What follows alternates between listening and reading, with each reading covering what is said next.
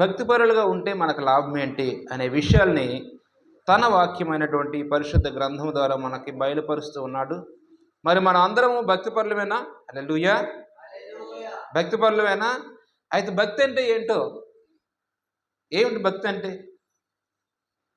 దానికి ఏమైనా భక్తికి కావాల్సినటువంటి అర్హతలు ఏమైనా కావాలా? లేకపోతే వాక్యం ఏమైనా ఉందా? ఈ గ్రంథంలో ఏమైనా రాయబడి ఉందా? ఒకడు భక్తి చేయాలంటే ఎలా చేయాలి? ఏ విధంగా చేయాలి? ఏం చేస్తే భక్తి వస్తుందని దేవుని వాక్యము తన భక్తుడైనటువంటి జ్ఞాని అయినటువంటి సొలొమోను ద్వారా మనకి కీర్తన గ్రంథములో సామెతల గ్రంథము 2వ అధ్యాయము 1 నుంచి 8 వచనాలు చదివితే అసలు భక్తి ఎవరి యందు, దేవుని యందు భక్తి అంటే ఏంటో అర్థమవుద్దంట. హల్లెలూయా, హల్లెలూయా. ఎప్పుడైనా మరి ఈ వచనాలు విన్నారో లేదో నాకైతే తెలియదు, కానీ ఇదిగో ఈ దినం మనకి అసలు దేవుని యందు భక్తి ఎలా చేయాలి, ఏం చేయాలి, ఎలా చేస్తే భక్తి పరులం అవుతాము, అలా చేయకపోతే భక్తిహీనులమై మరి దేవుడిచ్చు అనుగ్రహాన్ని పొందకుండా పోతామనే దేవుని వాక్యాన్ని మనం ఈ దినము ధ్యానించుకుందాం. చదవండి, సామెతల గ్రంథము 2వ అధ్యాయము 1వ వచనం నుంచి స్టార్ట్ చేద్దాం. నా కుమారుడా,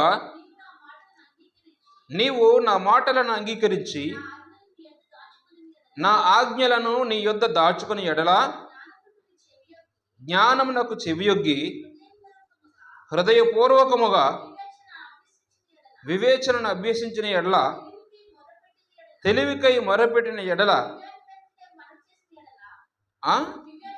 వివేచనకై మనవి చేసిన ఎడల, వెండిని వెతికినట్లు దాన్ని వెతికిన ఎడల, దాచబడిన ధనమును వెతికినట్లు దానిని వెతికిన ఎడల, యెహోవా యందలి భయభక్తులు కలిగి ఉండుట ఎట్టిదో నీవు గ్రహించెదవు. హల్లెలూయా. యెహోవా యందు భయభక్తులు ఎలా ఉంటాయో, ఏ విధంగా ఉంటాయో, ఏ విధంగా చేయాలో మనకి గ్రహింపు రావాలంటే కొన్ని విషయాల్ని జ్ఞాని అయిన సొలొమోను ద్వారా దేవుడు మనకు బయలుపరుస్తూ ఉన్నాడు. ఏంటంటే ఆ విషయాలంటే, మొదటి వచనంలో చూడండి, నా కుమారుడా, నీవు నా మాటలను అంగీకరించాలి. ఒకటి, మొట్టమొదట మనం చేయవలసిన పని ఏంటంటే ఆయన మాటల్ని ఉన్నది ఉన్నట్టు అంగీకరించాలి. మనం ఎంతకాలం నుండి వస్తున్నాం, చర్చకు వస్తున్నాం, వాక్యాలు వింటున్నాం, అనేకమైనటువంటి మెసేజ్లు వింటున్నాం, ఎన్నో చేస్తున్నాం, కానీ అసలు భక్తి ఏ విధంగా గ్రహింపు అవుద్ది అనే విషయాన్ని మనం నేర్చుకోవాలంటే సొలొమోను ద్వారా రాయించినటువంటి ఈ వచనాలను మనం చదివితే, మొట్టమొదట ఆయన మాటలను ఏం చేయాలంట? అంగీకరించు. ఉన్నది ఉన్నట్టు అంగీకరించడం. మొదటిది అంగీకరించాలి. రెండవది నా ఆజ్ఞలను. సో ఒకటి అంగీకరించాలి, ఏంటి? ఆయన మాటల్ని.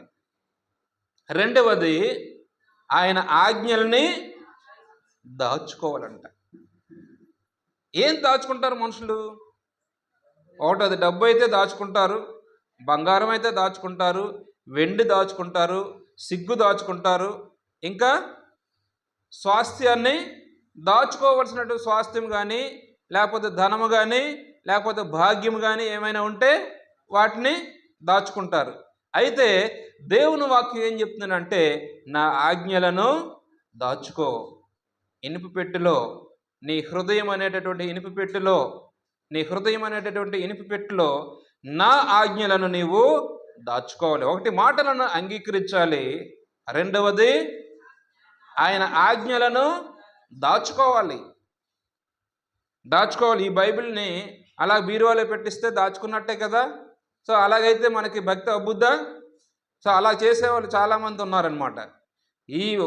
ఈ మాటల్ని అంగీకరించాలంటే నువ్వేం చేయాలి? రోజు దావీదు వలె ధ్యానించాలి.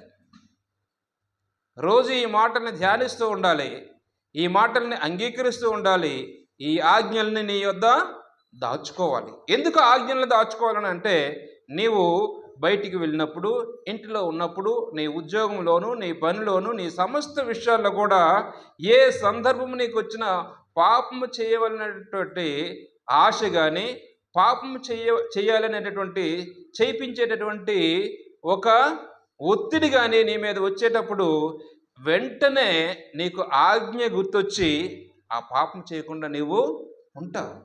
హల్లెలూయా. అందుకు దాచుకోవాలి. ఎందుకు దాచుకోవాలంటే బంగారము వెండి ఎప్పుడు తీస్తామండి? సమయం వచ్చేటప్పుడు తీస్తాం. ఏదైనా ఫంక్షన్ అయ్యేటప్పుడు తీస్తాం, లేకపోతే ఏదైనా అవసరం అయ్యేటప్పుడు తాకట్టు పెడతాం. ఏదైనా అవసరం అయ్యేటప్పుడు ఆ బంగారాన్ని నమ్మి దానికంటే మంచి వస్తువుని కొనుక్కుంటాం.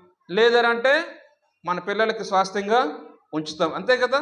సో అంతకంటే విలువైనటువంటి వాక్యాన్ని, ఆజ్ఞని మనం ఏం చేయాలంటే ఎప్పుడైతే అవసరమో అప్పుడు దాచిన దాన్ని తీయడానికి దేవుడు ఆ ఆజ్ఞల్ని దాచుకోమంటున్నాడు.